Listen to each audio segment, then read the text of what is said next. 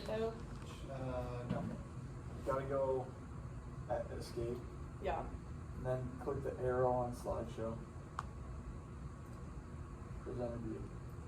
And then you have to not duplicate your screen, you have to do the extended screen. Extended desktop. Yeah. Hit So Windows Shift B. Windows shift what? hit the up arrow on the bottom bar. Up arrow on the bottom bar. Or you can do Windows Shift B. Window.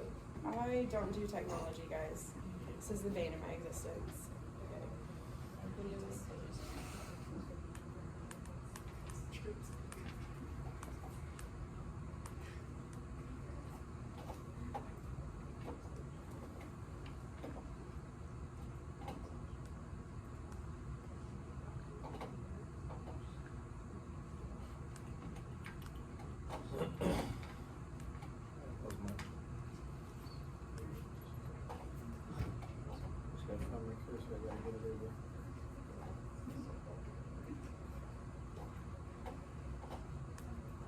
There you go.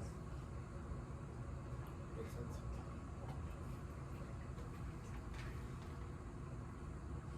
I need the green screen.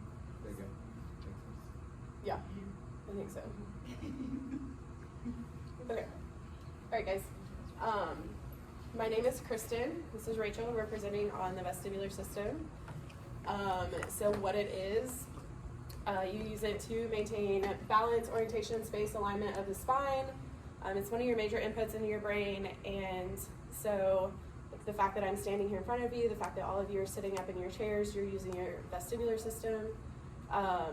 The two other main ones for maintaining balance and orientation in space is going to be visual and proprioceptive. So without those, it would be pretty hard to do what we're doing too. So it's one of your older pathways in your body. You don't have to think about standing up. You don't have to think about sitting up in your seat. You just do it.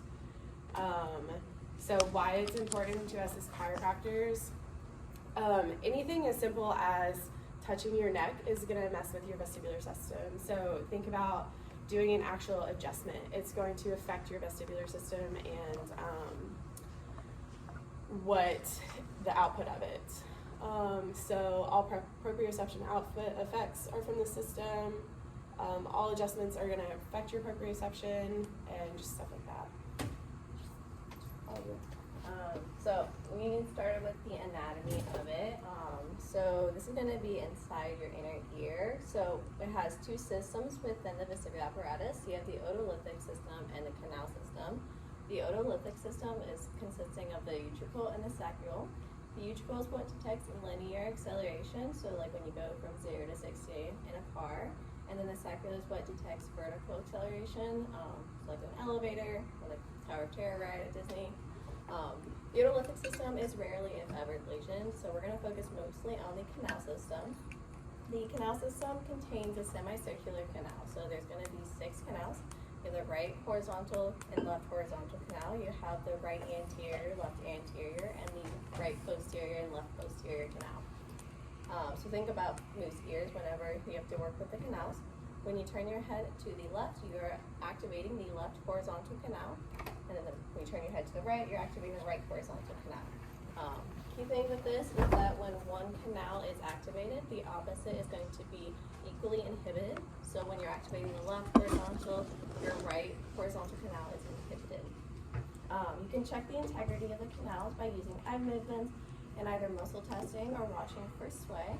You'll see destabilization when a person activates their strong canal. So let's say I have my patient close their eyes with their feet together and then have them look in the cerebellar fields of gaze with their eyes closed. If they look up to the left and become unstable, their left anterior canal is strong and their right posterior canal is weak.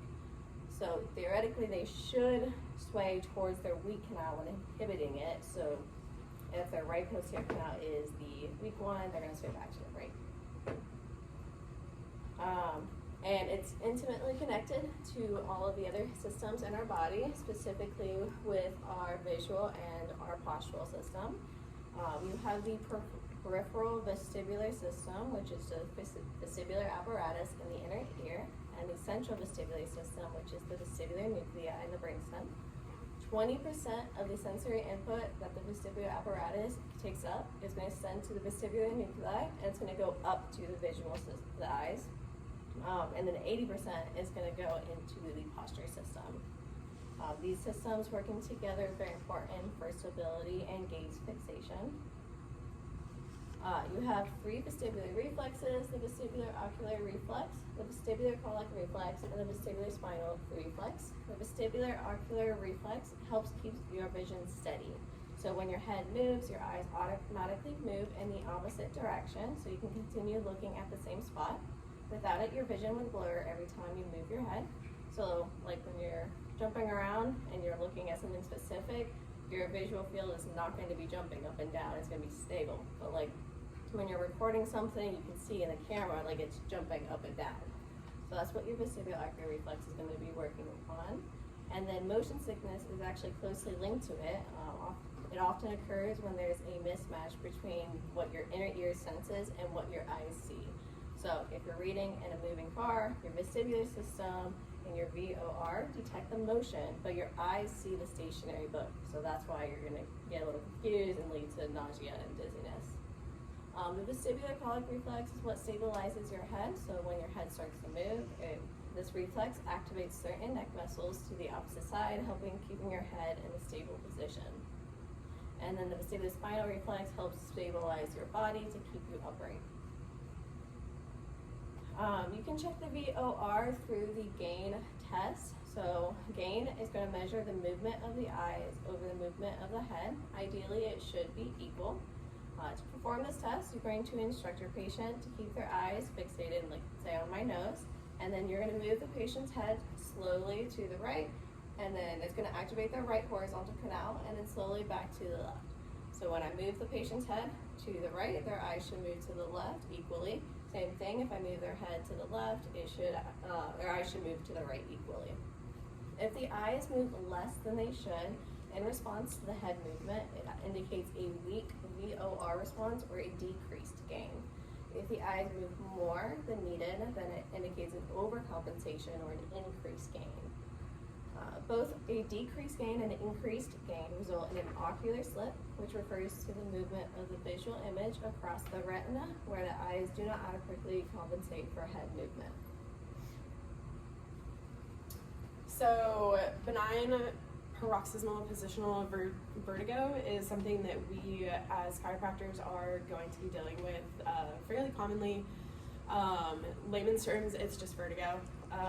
So people will specifically seek out chiropractors for something like this. It's the most common vestibular pathology. We went to a vestibular conference, and it seemed like every other word out of his mouth was about BPPV and how comparing it to other ones.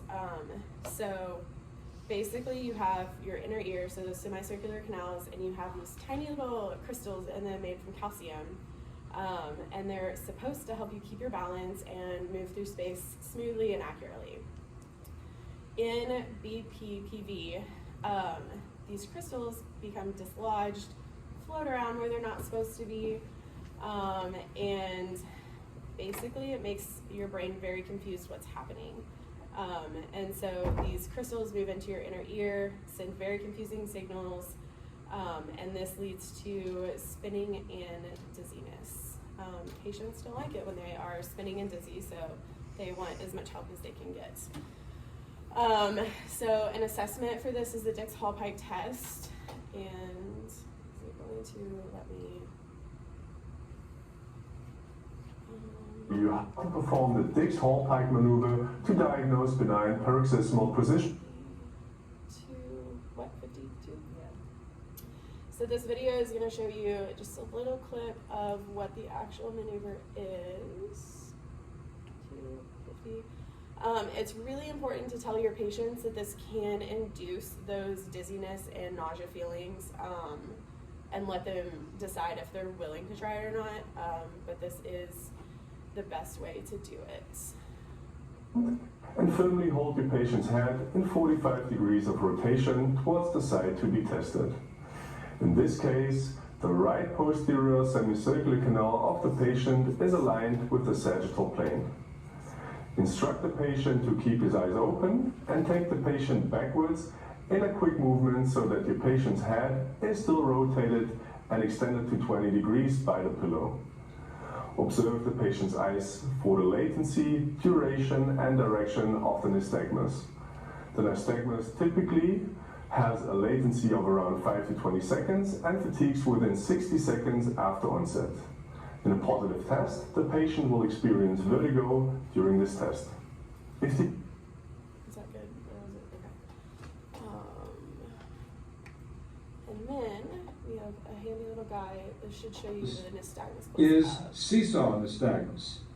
One eye moves up and rotates inward, while the other eye moves down and rotates outward. Seesaw nystagmus is associated. So that's just the general idea of nystagmus, so you can see up close what's going on. So for BPPV, there's a couple different ways that you can treat it. If it's a posterior canal, you're going to do an Epley maneuver versus anterior canal, a reverse Epley maneuver, and then a horizontal canal, you get to be southern and you get to do a barbecue roll. So there's that. Common vestibular conditions. So as chiropractors, we deal with this a lot. So like I said, vertigo is the number one. Central vestibular dysfunction, hyperfunction, and then you can read the list. There's a lot of them. I'm not going to read them all off to you. And then we went too far. And then the second item, the second list is less common ones that we may not ever get to see. Meniere's is becoming more common. Migraines are becoming more common, and the dissonance, hopefully you never see that because that is more of a surgical fix than something that we can do about it. So hopefully you never have to see that one. Enough about the boring stuff. We're gonna get on to the fun stuff that we're actually here to learn about. So something simple you can do is look at somebody's posture. The best way that I found to do that is have them close their eyes and just kind of like march in place and move around, shake it out, and then stop moving and open their eyes. Because that's gonna get a true authentic posture. So versus me standing here like this, like, oh, you're gonna assess my posture, I'm gonna do everything perfect and have good, like if I move around and shake, you're gonna see those differences in how my feet are, how my arms are, how my head is sitting. So that is the most simple way to do it. But you wanna get them in a truly nice neutral position where their body naturally lays. The next, I'm sure you've heard of it, Romberg test. When testing for vestibular, you have them go through it just like normal, and then since vestibular is closely linked with visual and proprioceptive, you take away their visual, make them close their eyes, and then put them on an agitated surface, so like a blue foam pad. So instead of standing on nice solid ground, suddenly you're taking away their muscle spindles and GTOs that are telling them like, oh, you're swaying, you're moving. So now you're truly relying on that vestibular system to tell them to stay upright. With the Romberg test, you're looking predominantly for left and right sway. We are forward moving individuals, so we are typically going to sway front to back. Only if it's extreme is it indicative of anything. Next, well, they all popped up apparently, Fukuda's test. So for Fukuda's, you're gonna do the same idea, except your arms are gonna be out in front of you, eyes closed, and you're gonna march in place, and you wanna make sure your leg comes up as high as possible. With this, again, we're looking for left and right movement and left and right rotation. So some people, if they're nice, good, healthy, they're just gonna move forward because again, we're forward moving people. If they have some kind of, I don't necessarily want to call it a lesion because it's not necessarily indicative of anything without other tests. Some people will rotate, or personally, whenever I did it, I moved to the side. So instead of going forward or rotating, I swayed just straight to one side. Rachel covered our VORs already. So again, fixate on the nose, turn the head, watch the eyes. And then muscle testing, you want to get a baseline with a flexor group. It doesn't necessarily matter which one. I I know most people like to use the shoulders just because it's typically one of the stronger joints and it can handle it. But there's, you just put their head in those different canals and see which one resolves in weakness. On the Romberg test, you can also do the different canal positions and see if they start swaying in one canal position more than another. And that's it, guys. So get up and start testing each other. See what you find. Are there any questions that we or Jackson can answer? On Fukuda's test, are you 100%, like, how do you know that it's a vestibular issue versus like some range of motion issue in their hip or etc.? So some of that is going to be from your patient history. You have to make sure that they can do it anyways before you let them do it. And then some of it is going to come from if they can do it, you have to watch their body and then ask questions. So I know that part of why I didn't do great on it is because I do have a knee injury and I did give to it. So a lot of that is going to come from personal history too. You need to know if they have those injuries or some kind of limited range of motion. Jackson, do you have anything to add? Just that you're not basing your whole diagnosis on It's one a of these piece tests. of. Yeah. It just gives you more or less a direction. Again, it could be vestibular, it could be cerebellar issue, it could be a number of things, but this just gives you an idea of where to start. Just another piece of information. So each of these tests is taken with a grain of salt. It's not a single one of them is purely indicative of a lesion or a dysfunction. Like Jackson said, it's a piece of the puzzle. Any other questions? Jackson, anything to add? Just when you're doing the VOR, if you're testing a healthy person who should be able to do a VOR, when you rotate their head, it's almost like a thrust, like you're giving them an adjustment, because it has to be, it's like 200 degrees per second you have to move the head. So, again, if this person's compromised and they can't keep their eyes fixated, you're not going to thrust them, obviously. They're not going to be able to hold that gaze. That's when you would do like a slower turning of the head. But a normal person, you're going to just give a quick turn. Okay. Does anybody have a question on how to do any of the tests before you break out and start trying them on each other? I will say on Fukuda's, make sure you're on a flat surface with nothing to run into because people do typically travel That's not forward. fun. I'm sorry, I'm not trying to get anybody I was hurt. gonna have people do it up on the table. Why don't you do Fukuda's on the table for I will. us? I have enough padding. Any other questions? Okay, break out, have fun.